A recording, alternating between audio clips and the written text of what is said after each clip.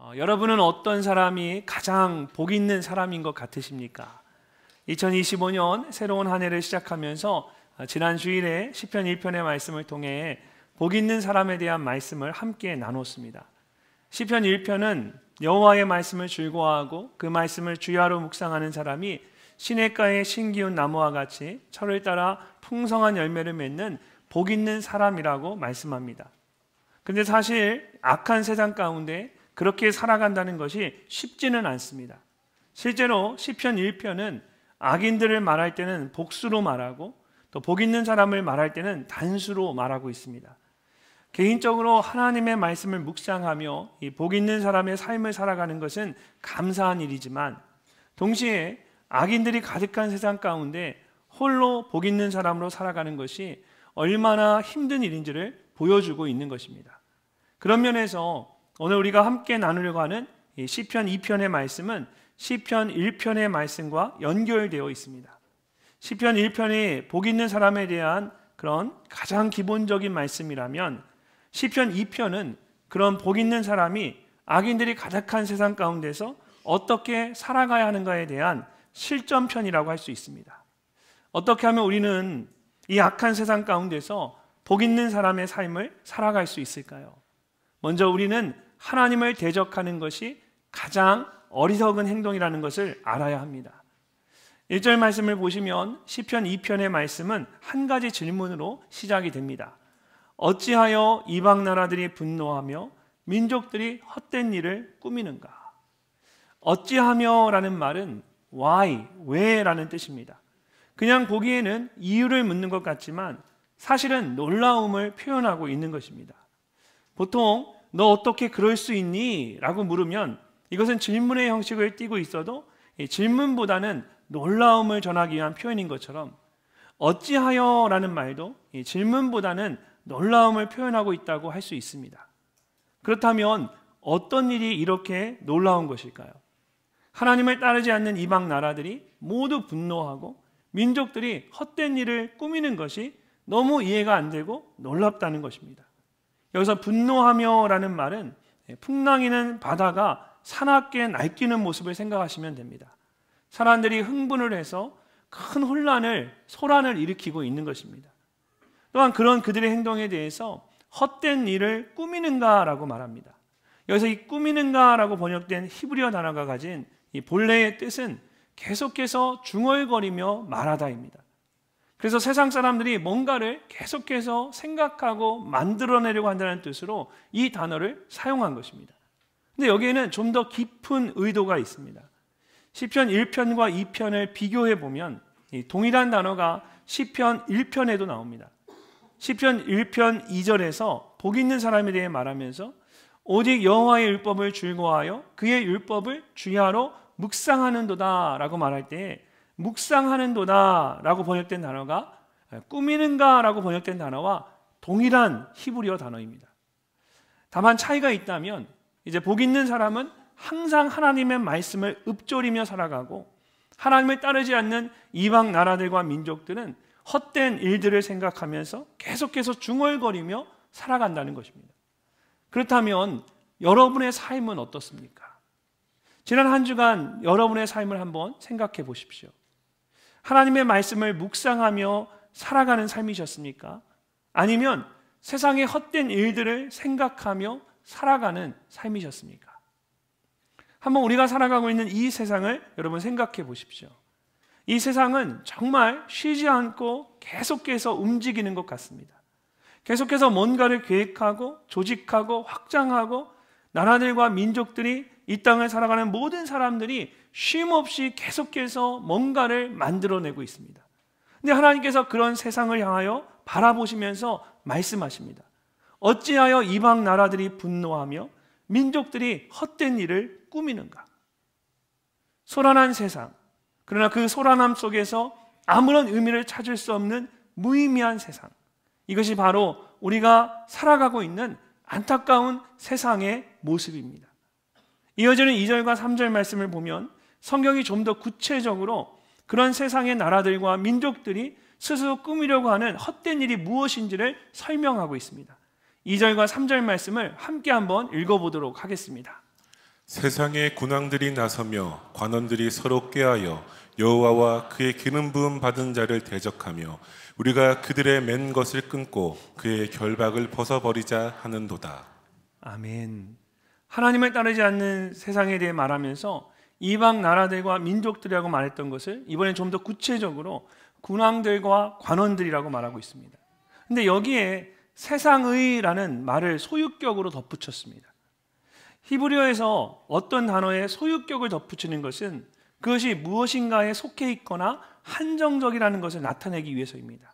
즉 이방 나라들과 민족들이 큰 권세를 가진 군왕들 같고 엄청난 능력을 가진 관원들 같아 보이지만 사실은 세상에 속한 자들이고 세상 안에 있는 자들에 불과하다라는 것입니다.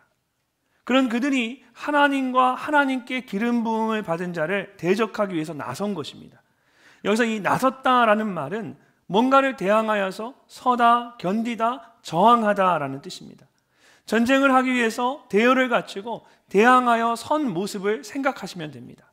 또한 서로 꾀하여라는 말은 하나님께 대항하기 위해서 그들이 함께 모여 머리를 맞대고 음모를 꾸미고 있다는 뜻입니다. 특별히 나서며 꾀하여라고 말할 때에 일부러 히브리어의 미완료 시제를 사용했습니다. 이것은 계속해서 반복되는 동작을 의미할 때 사용하는 히브리어의 특별한 시제입니다. 그러니까 이런 일들이 끊임없이 계속되어 왔다라는 것입니다.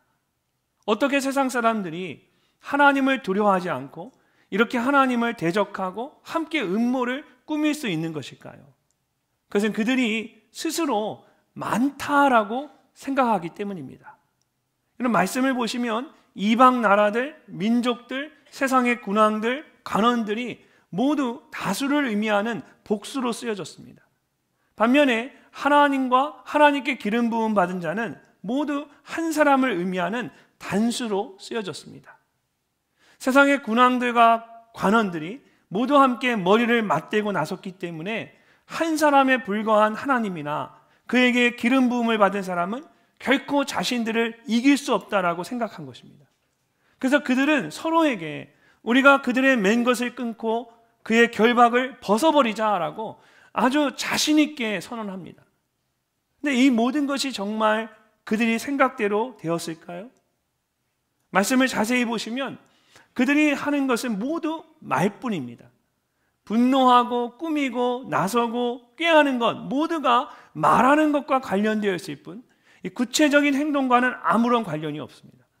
그들은 계속해서 불평, 불만만 쏟아놓을 뿐입니다. 그들에게는 그것을 행동으로 옮길 만한 힘과 능력이 없습니다. 그래서 그들에게 헛된 일을 꾸미고 있다라고 말하는 것입니다. 그렇다면 도대체 세상의 군왕들과 간원들이 이렇게 하나님을 대적하고 맞서는 이유가 무엇일까요? 그것은 그들이 하나님에 의해서 매여 있고 갇혀 있다라고 생각했기 때문입니다. 하나님께서는 그들을 묶어둔 적도 없으시고 가두어 준 적도 없으십니다. 그들 스스로 그렇게 구속을 받고 있다라고 생각한 겁니다. 도대체 그들은 무엇이 자신들을 그렇게 메어놓고 결박하고 있다고 생각한 것일까요? 기본적으로 하나님의 통치를 말하는 것일 수 있습니다. 그런데 시편 1편과 연관해서 우리가 좀 더 구체적으로 생각해 보면 이것은 여호와의 율법, 즉 하나님의 말씀을 말하는 것입니다. 어떤 사람들에게는 하나님의 말씀을 따라 사는 것이 정말 어리석은 것처럼 보일 수가 있습니다. 심지어 마음대로 하지 못하도록 자신을 메어놓고 결박하는 나쁜 것으로 생각할 수 있습니다. 그래서 하나님의 말씀을 따르지 않고 그것을 대적하여서 자신의 뜻대로 그것을 끊어내고 풀어내고 살려고 하는 것입니다.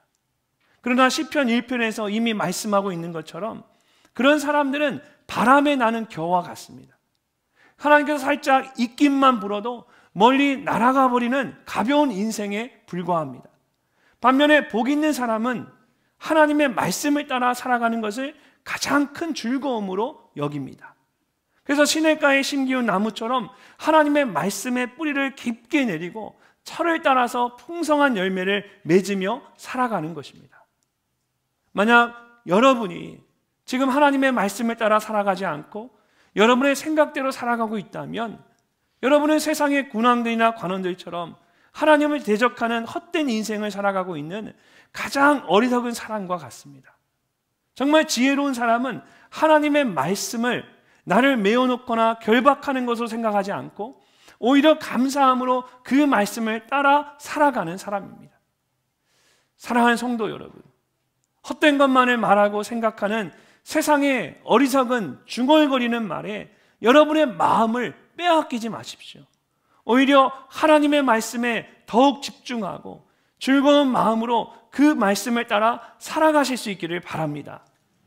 특별히 올 한 해 우리 공동체에 주신 여호와를 힘써 알게 하소서라는 약속의 말씀처럼 말씀 가운데 하나님을 더욱 깊이 알아가는 여러분이 되시기를 주님의 이름으로 축복합니다. 두 번째로 하나님께서는 우리 모두를 위해서 직접 거룩한 왕 예수 그리스도를 세우셨다라는 것을 기억해야 합니다. 지금까지는 이 땅의 권세를 가진 세상의 군왕들과 관원들이 하나님을 대적하는 것에 대해 말했다면 이제 4절부터는 하나님께서 직접 그들에게 말씀하십니다. 근데 그 하나님은 하늘에 계신 하나님이십니다.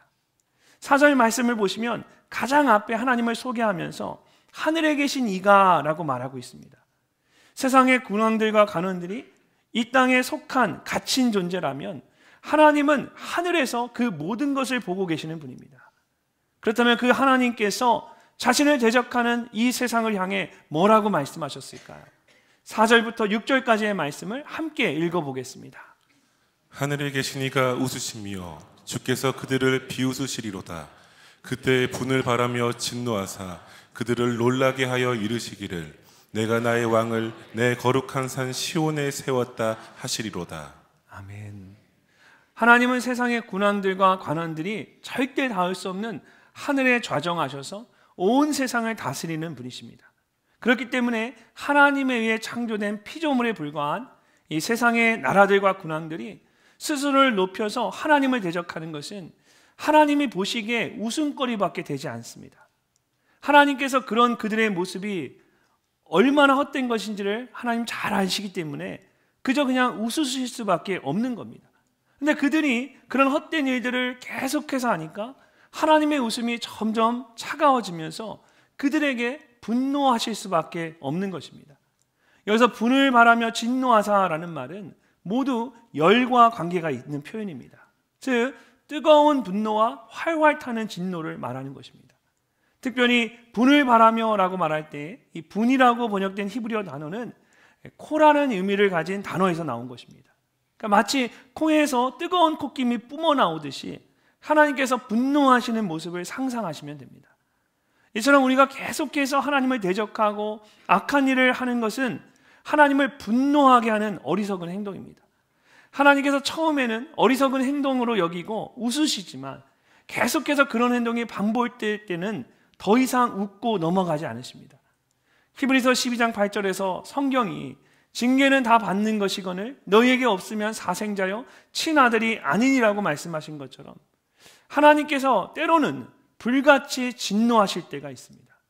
그럴 때 우리는 징계하시는 하나님의 마음을 잘 알아야 합니다. 하나님께서 오랜 동안 참으셨다는 것을 알고 잘못된 길에서 돌아서서 하나님께서 원하시는 삶을 살아가야 합니다. 사랑하는 성도 여러분, 혹시 여러분의 삶 가운데 하나님께서 원하시지 않는 잘못된 모습이 있다면 하나님께서 분을 발하시며 진노하시기 전에 그것을 돌이키시고 하나님 앞에 바로 서는 여러분이 되시기를 바랍니다. 그것이 악한 세상 속에서 복 있는 사람의 삶을 살아가는 방법입니다. 그런데 하나님께서 그렇게 악한 세상을 살아가는 우리 모두를 위해 직접 준비해 놓으신 것이 있습니다. 바로 하나님께서 이 땅 가운데 왕을 세우신 것입니다. 6절 말씀을 다시 보시면 하나님께서 이렇게 말씀하십니다. 내가 나의 왕을 내 거룩한 산 시온에 세웠다. 하나님께서 이 땅에 왕을 세우셨습니다. 근데 말씀을 잘 보시면 이 짧은 말씀 속에 이 내가라는 1인칭 대명사를 여러 번 반복해서 말씀하시는 것을 볼 수 있습니다. 히브리어 동사에는 보통 인칭이 포함되어 있습니다. 그래서 세웠다라고만 말해도 내가 세웠다라는 뜻인 것을 알 수가 있습니다. 이런 이유로 히브리어에서는 특별히 그런 특별한 이유가 없으면 인칭 대명사를 따로 사용하지 않습니다. 그럼에도 불구하고 내가라는 말처럼 인칭 대명사를 사용할 때는 이제 그 뜻을 한 번 더 강조하기 위해서입니다. 그러므로 하나님께서 내가 나의 왕을 내 거룩한 산에 세웠다라고 말씀하신 것은 하나님께서 직접 세우셨음을 강조하기 위해서 의도적으로 이렇게 말씀하신 것입니다. 그래서 내가 나의 왕을 세웠다라는 말씀은 하나님께서 직접 하나님께 속한 왕을 세우셨다는 뜻입니다. 이어서 나오는 7절과 8절 말씀에서도 마찬가지입니다. 하나님께서 직접 시편 기자를 통해 하나님께서 세우신 왕에 대해 말씀하게 하십니다. 우리 하나님의 뜻을 생각하시면서 우리 함께 읽어보도록 하겠습니다. 내가 여호와의 명령을 전하노라. 여호와께서 내게 이르시되 너는 내 아들이라. 오늘 내가 너를 낳았도다. 내게 구하라. 내가 이방 나라를 내 유업으로 주리니 내 소유가 땅 끝까지 이르리로다. 아멘. 여기서도 하나님께서는 일부러 내가라는 1인칭 대명사와 너는이라는 2인칭 대명사를 사용해서 하나님과 하나님께서 세우신 왕과의 관계를 나와 너라는 가장 가까운 관계로 강조하고 있습니다. 특별히 낳았다라는 말을 통해서 하나님께서 말씀하시는 나와 너의 관계가 아버지와 아들의 관계라는 것을 더욱 강조해서 말씀하고 있습니다. 고대 근동세계에서 아들은 아버지의 모든 것을 유업으로 물려받게 됩니다. 그래서 하나님께서 세상에 세우신 왕을 내 아들이라고 말씀하신 것은 자신의 모든 것을 그 아들에게 주신다는 뜻입니다. 하나님께서는 자신의 아들에게 이방 나라를 주실 뿐만 아니라 땅끝까지 이르는 세상의 모든 것을 주시는 분입니다. 그렇다면 여기서 하나님께서 직접 왕으로 세우신 하나님의 아들은 누구를 말씀하시는 것일까요? 시편 말씀의 역사적인 배경이 되는 이 구약 시대를 생각해 보면 실제로 기름 부음을 받고 왕으로 세움을 받았던 다윗이나 솔로몬을 가장 먼저 생각할 수 있습니다. 성경을 보면 두 사람 모두 하나님의 아들이라고 불리기도 했고 신하들이 그들을 대적하여 반란을 일으키기도 했습니다. 그러면서 다윗과 솔로몬은 하나님께서 세우신 왕이라고 할 수 있습니다. 그러나 그들은 세상의 모든 것을 소유하지는 못했습니다. 하나님께서 자신이 직접 세우신 왕으로 하여금 세상의 모든 것을 소유하게 될 것이라고 말씀하셨는데 이 다윗이나 솔로몬 같은 세상의 왕은 단 한 번도 세상의 모든 것을 소유한 적이 없었습니다. 그래서 이 말씀은 더 나아가서 이 땅에 영원한 구원자로 오신 예수 그리스도로 연결되어야 합니다.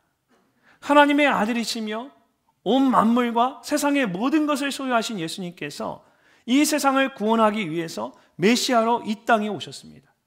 내 소유가 땅끝까지 이르리로다라는 하나님의 약속이 하나님의 아들이신 예수 그리스도를 통하여 이루어지게 된 것입니다. 또한 이 약속은 오늘 우리 모두를 통해서 계속해서 이루어지고 있습니다. 신약 성경을 보면 예수님께서 땅끝까지 이르리로다라는 말씀과 똑같은 말씀을 2번 사용하셨습니다. 먼저 사도행전 1장 8절을 보면 이렇게 말씀하십니다. 오직 성령이 너희에게 임하시면 너희가 권능을 받고 예루살렘과 온 유대와 사마리아와 땅끝까지 이르러 내 증인이 되리라. 예수님께서 우리 모두에게 땅끝까지 이르게 될 텐데 어떻게 우리가 땅끝까지 가느냐? 내 증인이 되리라고 말씀하시면서 예수님의 증인으로 땅끝까지 갈 것이라고 말씀하십니다. 그리고 또 한 번 마태복음 24장 14절에서 이제 마지막으로 제자들에게 이렇게 말씀하십니다. 이 천국 복음이 모든 민족에게 증언되기 위하여 온 세상에 전파되리니 그제야 끝이 오리라. 세상 사람들은 자신의 힘으로 땅끝까지 이르고 자신의 돈으로 모든 것을 소유하려고 합니다. 그러나 예수님께서 우리에게 예수님을 증거하는 증인으로 땅끝까지 이르게 될 것이라고 말씀하십니다. 또한 예수 그리스도의 복음을 통하여 세상의 모든 것을 소유하게 될 것이라고 말씀하십니다. 사랑하는 성도 여러분, 이처럼 하나님께서는 하나님의 아들이신 예수 그리스도를 이 땅에 보내심으로 여러분 모두를 세상에서 가장 부유한 자로 세우셨습니다. 우리가 예수 그리스도의 증인으로 땅끝까지 이를 때에 복음으로 세상의 모든 것을 소유하게 되는 것입니다. 우리 늘사랑 공동체가 안디옥 비전을 따라 복음 전파를 위해 계속해서 온 힘을 다하고 있습니다. 말씀 전환을 위해, 선교를 위해, 구제를 위해 교회의 모든 재정과 에너지를 정말 넘치도록 부어드리고 있습니다. 그래서 우리가 조금 더 불편한 것이 있죠. 예배를 드릴 때 공간이 부족해서 어려움이 있고, 복도에서 식당에서 함께 예배를 드려야 합니다. 또 주차장도 부족해서 멀리 차를 대고 걸어오셔야 됩니다. 근데 그런 것이 하나도 불편하지 않고 하나도 이상하지 않은 것이 왜 그렇습니까? 우리 안에 부유함이 있기 때문이죠. 복음이 주는 풍성함이 있기 때문입니다. 복음을 위하여 땅끝까지 이르기 위해서 내가 세상의 모든 것을 소유했다고 말씀하신 것처럼 복음을 통하여 땅끝까지 이르러 세상을 품고 소유하고 살아가고 있기 때문에, 우리가 이미 세상을 다 가지고 있기 때문에 이 작은 것들이 우리에게 불편하게 느껴지지 않는 겁니다. 하나님께서 세우신 진정한 왕 예수 그리스도를 증거함으로 세상을 소유한 복 있는 사람의 삶을 살아가는 여러분 모두가 되시기를 주님의 이름으로 축복합니다. 마지막으로 우리는 하나님을 의지하는 사람이 가장 복이 있다는 것을 알아야 합니다. 10절 말씀을 보면 하나님께서 세상의 군왕들과 관원들을 향해 이렇게 말씀하십니다. 그런즉 군왕들아, 너희는 지혜를 얻으며 세상의 재판관들아, 너희는 교훈을 받을지어다. 그런즉 이라는 말은 그리고라는 말과 지금이라는 말이 합쳐진 단어입니다. 그래서 좀 더 정확하게 말하면 그런즉 지금 또는 지금 당장이라는 뜻입니다. 하나님을 대적하는 것이 가장 어리석은 행동이라는 것을 알았고, 하나님께서 세상의 왕으로 직접 예수 그리스도를 세우셨음을 알았다면 이제 우리가 어떻게 해야 한다는 것일까요? 더 이상 주저하지 말고 지금 당장 하나님의 지혜를 구하고 하나님의 교훈을 받아들여야 합니다. 그렇다면 하나님께서 말씀하시는 그 지혜와 교훈은 어떤 것일까요? 11절과 12절 말씀을 함께 읽어보도록 하겠습니다. 여호와를 경외함으로 섬기고 떨며 즐거워할지어다. 그의 아들에게 입맞추라. 그렇지 아니하면 진노하심으로 너희가 길에서 망하리니 그의 진노가 급하심이라. 여호와께 피하는 모든 사람은 다 복이 있도다. 아멘. 먼저 여호와를 경외함으로 섬기라고 말씀하십니다. 하나님을 경외한다는 것은 말로만 하는 것이 아닙니다.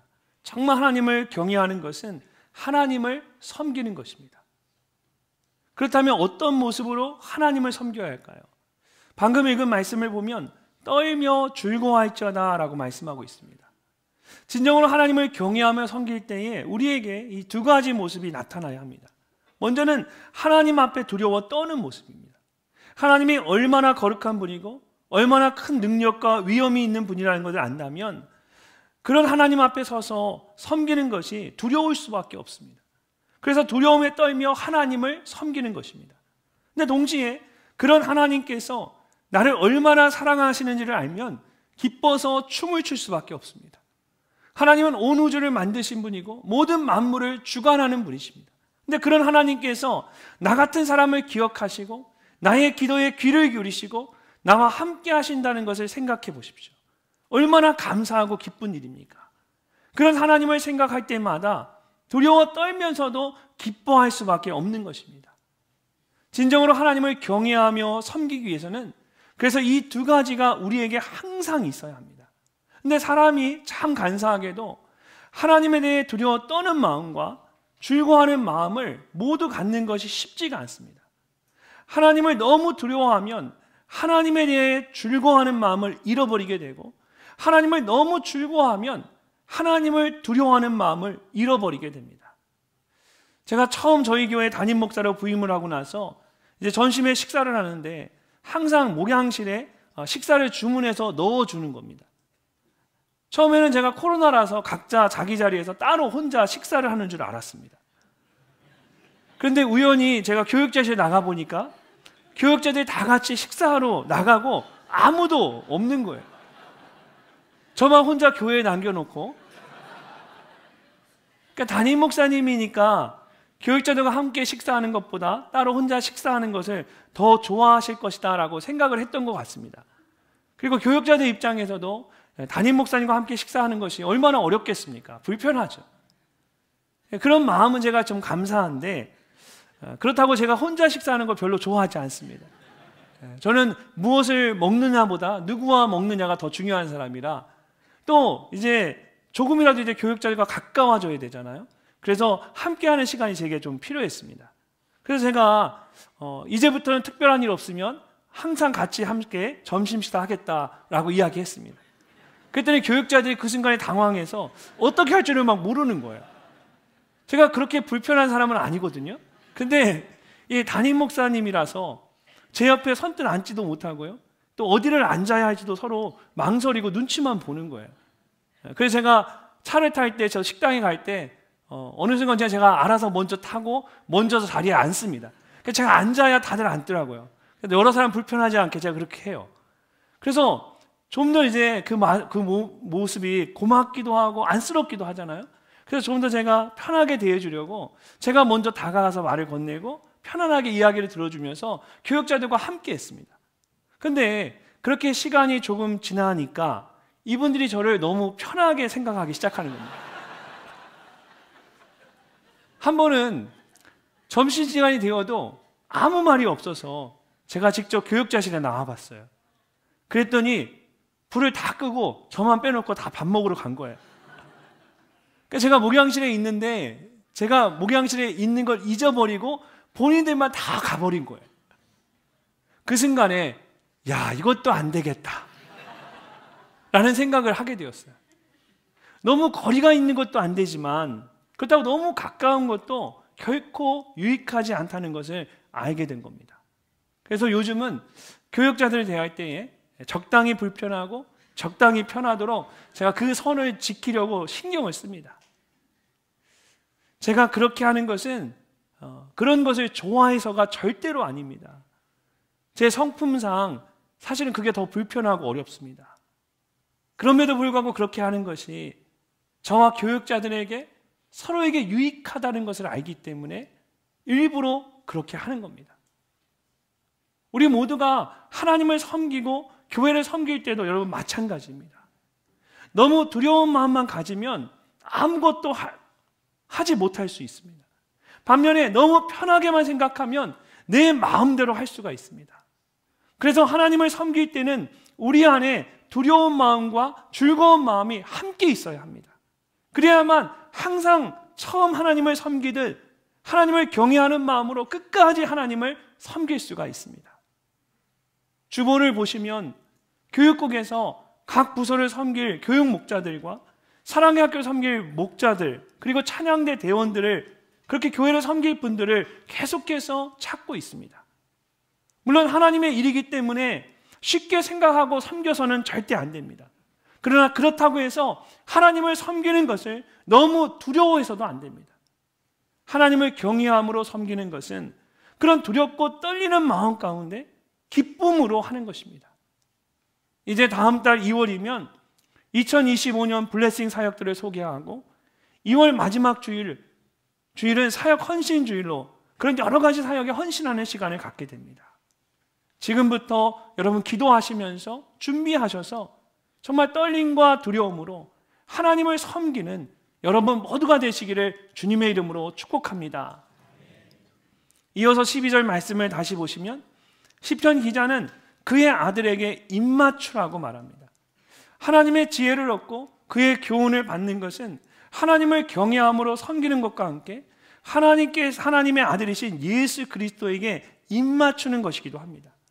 이것은 우리의 입술을 하나님을 대적하는 헛된 말을 하는데 사용하지 않고 하나님께서 직접 세상의 왕으로 세우신 예수 그리스도에게 입을 맞추는 일에 사용하라는 뜻입니다. 특별히 고대 근동세계에서 왕에게 입을 맞춘다라는 말은 좀 더 정확하게 말하면 그의 발에 입을 맞춘다라는 뜻입니다. 누군가의 발에 입을 맞추기 위해서는 가장 먼저 그 사람 앞에 무릎을 꿇고 고개를 숙여야 합니다. 이것은 그 사람 앞에 내 자신을 내려놓고 철저하게 복종하는 것을 의미합니다. 누가복음 7장에서 한 여인이 자신이 가진 가장 값비싼 향유옥화유께서 예수님의 발 위에 붓고 자신의 머리카락으로 그 발을 닦은 것처럼 나의 가장 귀한 것을 내어드리면서 나의 전부를 다해서 예수님을 섬기는 것입니다. 이처럼 예수님께 입맞추기 위해서는 나의 것을 내려놓는 결단이 있어야 합니다. 그럴 때 하나님께서 주시는 지혜를 얻고 교훈을 받아서 하나님을 잘 섬길 수가 있습니다. 이번 주 중에 저희 아이들이 다 같이 모였으니까 가족 사진을 한번 찍자 그래가지고 처음으로 제가 셀프 사진관을 가봤습니다. 이 셀프 사진관은 무인이라서 직접 사진을 찍더라고요. 근데 생각보다 좋았습니다. 사람이 없으니까 여러 옷가지를 다 가져가서 저희들끼리 계속 갈아입으면서 마음껏 편하게 사진을 찍은 거예요. 1시간 반 시간이 주어지는데 1시간 동안 사진을 찍고 20분은 현상해야 된다는 거예요. 사진을 고르고. 그런 디렉션을 받았는데 갔는데 너무 재밌고 좋으니까 계속 사진을 찍기 시작한 거예요. 1시간 동안 100장이 넘는 사진을 찍었습니다. 하나 둘 셋 찰칵, 하나 둘 셋 찰칵, 찰칵, 찰칵. 나중에는 이제 각자 자기 사진도 찍고 싶어서 뭐 사진 찍는 거는 돈 드는 거 아니니까 그 돈은 다 냈으니까 그래서 그 시간에 1시간 동안 마음껏 찍다 보니까 100장이 넘게 찍힌 거예요. 근데 이제 멈춰야 되는데 또 찍고 또 찍고 또 찍다 시간은 계속하고 그래서 이제 20분밖에 안 남은 거예요. 마지막 시간이. 그래서 화면에 컴퓨터 화면에 이제는 사진을 출력하셔야 됩니다 라고 워닝이 떴어요. 그래서 저희가 처음에 예약할 때 패키지로 사진 현상할 수 있는 인화지도 6장을 주문을 했어요. 그래서 이제 사진을 골라서 인쇄를 해야 되는 거예요. 근데 20분을 넘겨놓고 앉아서 사진을 찾는데 사진을 고르는데 사진이 100장이 넘는 거예요. 그 중에 6장을 고르려니까 어떤 사진이 더 나은지를 모르겠는 거예요. 그래서 마지막 순간에 계속 시간은 가고 고르지는 못하고 그래서 막판에 가서 막 사진을 현상하기 시작하는데 6장을 현상할 수 있는데 5장밖에 현상을 못했어요. 그리고 그 5장도 중복되는 사진을 현상해서 몇 장 사진을 현상도 못했어요. 밖에서는 뒷사람이 기다리고 있고 막 속이 타더라고요. 그래서 나가면서 사용 못한 인화지를 이렇게 드리면서 미안하다고 이거 쓰시라고 하니까 그래도 이해를 해주더라고요. 그리고 나서 아이들과 집으로 오는데 제 마음 가운데 갑자기 한 가지 생각이 떠올랐습니다. 사진을 이렇게 다 현상하지 못한 것에 대한 아쉬움이 아니라 이런 일들을 보면서 하나님을 섬길 때 내려놓는 것에 대해 생각을 해봤어요. 우리가 기브업하는 거, 포기하는 거는 내가 정말 하고 싶은데 끝까지 어쩔 수 없이 그거를 그냥 포기하는 거죠. 내려놓는 것은 내가 할 수 있음에도 불구하고 더 좋은 것을 위해서 내 것을 내려놓는 것입니다. 저희 아이들이 그런 이야기 했어요. 얘들아, 아빠는 사진을 우리가 끝까지 다 그 시간 안에 잘 현상하고 안 하고 얘기가 아니라 이걸 보면서 우리가 하나님을 섬길 때 어떻게 섬겨야 하는가를 좀 생각해 보게 된다. 우리가 평상시에 내려놓는 훈련이 되지 않으면 정말 하나님을 섬겨야 할 때 내 것으로 인해 포기하지 못하고 하나님께 내려놓지 못해서 내 것을 포기하지 못해서 하나님을 온전히 섬기지 못할 것 같다. 우리가 이런 일들을 통해서 내려놓는 게 뭔지 우리가 훈련받고 잘 기억했으면 좋겠다. 혹시 하나님을 섬기기 위해서 내가 내려놓아야 할 것, surrender 할 것, 내려놓아야 할 것이 없는지 한번 여러분 깊이 한번 생각해 보십시오. 내가 하고 싶은 것을 다 하면서 우리가 하나님을 온전히 섬길 수는 없습니다. 예수님의 말에 입을 맞추듯이 여러분이 중요하게 생각하는 그것을 예수님 앞에 내려놓으실 수 있어야 합니다. 그렇게 예수님의 말에 입 맞추고 예수님을 온전히 섬기는 복 있는 사람의 삶을 살아가는 여러분이 되시기를 주님의 이름으로 축복합니다. 마지막으로 12절의 마지막 말씀을 보면 시편 2편은 여호와께 피하는 모든 사람은 다 복이 있도다라는 말씀으로 끝이 납니다. 시편 1편이 복 있는 사람은 이라는 말씀으로 시작이 되는 것을 생각해 보면 시편 2편의 말씀이 복이 있도다라는 말씀으로 끝이 나는 것이 우연이 아니라는 것을 알 수가 있습니다. 보통 성경학자들은 시편 1편과 1편을 서로 연결된 하나의 시편으로 봅니다. 여기에는 여러 가지 이유들이 있는데 그 중에 하나가 이렇게 시편 1편과 2편이 각각 복 있는 사람은 이라는 말씀으로 시작이 되고 복이 있도다라는 말씀으로 끝이 나기 때문입니다. 특별히 이런 시편 1편과 2편은 150편의 시편으로 되어 있는 전체 시편의 서론과 같은 말씀이라고 합니다. 앞으로 복이 있는 행복한 사람들의 고백들이 시편의 말씀으로 나오게 되는데, 그 모든 말씀의 서론이 시편 1편과 2편이고 그 서론의 결론은 바로 시편 2편의 마지막 말씀인 여호와께 피하는 모든 사람은 다 복이 있도다인 것입니다. 또한 우리가 가진 개역개정 성경에는 여호와께 피하는 이라고 번역이 되어 있지만, 여기서 무엇에게 피하는 이라는 말에는 무엇을 의지하는 이라는 뜻도 들어 있습니다. 그래서 이전에 사용했던 개역 한글 성경이나 현대인의 성경은 이 말씀을 여호와를 의지하는 자는 복이 있으리라고 번역을 합니다. 결국 이 세상에서 가장 복 있는 사람은 누구라는 뜻입니까? 하나님을 대적하는 사람들이 아니라 하나님을 의지하는 사람입니다. 세상의 헛된 말에 마음을 빼앗기지 않고 하나님의 말씀을 붙잡는 사람입니다. 하나님께서 거룩한 왕으로 예수 그리스도를 이 땅에 세우셨음을 믿고 하나님만을 의지하는 사람입니다. 그런 사람이 세상에서 가장 복 있는 사람입니다. 사랑하는 성도 여러분, 하나님을 대적하는 가운데, 이 세상 가운데 홀로 남겨진 것 같으십니까? 이해할 수 없는 세상의 말과 분노로 인해 너무 괴롭고 고통스러우십니까? 세상 사람의 말처럼 하나님의 말씀에 매인 것 같고 갇힌 것 같으십니까? 그런 것들은 모두 세상의 헛된 말들에 불과합니다. 하나님께서 불을 벌하시고 진노하시면 한순간에 질그릇처럼 깨어지고 부서지는 것들 뿐입니다. 정말 복 있는 사람은 예수님만이 하나님께 세우신 진정한 왕인 것을 알고 그 발에 입맞추는 사람입니다. 하나님의 말씀 안에 거하기를 즐거워하는 자입니다. 이번 한 주간 복 있는 사람과 같이 오직 하나님만을 의지하며 살아가는 여러분 모두가 되시기를 주님의 이름으로 축복합니다.